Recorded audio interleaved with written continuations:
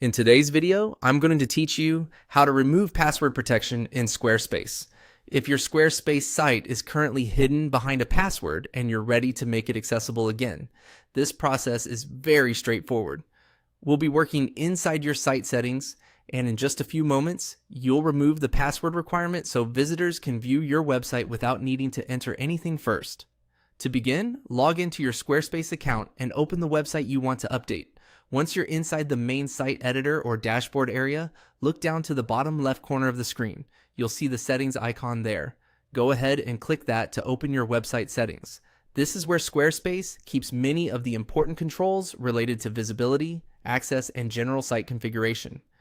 After the settings panel opens, find the option labeled Site Availability and click on it. This section controls who can access your website and under what conditions. If your site is currently restricted, this is the area where that setting is managed. Inside Site Availability, look for the Password Protected option.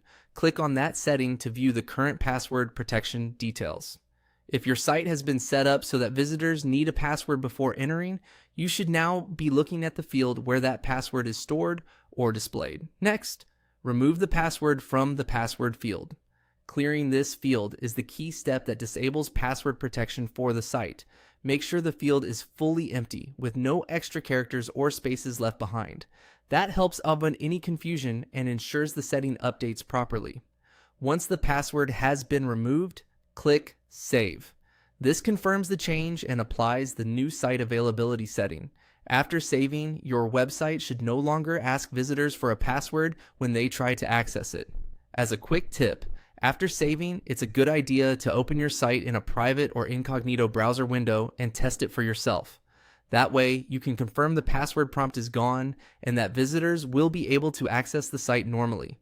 If you still see a password screen, refresh the page and double check that the password field was completely cleared before saving. And that's all it takes to remove password protection in Squarespace. Once you know where the site availability settings are located, this is a simple update that only takes a minute.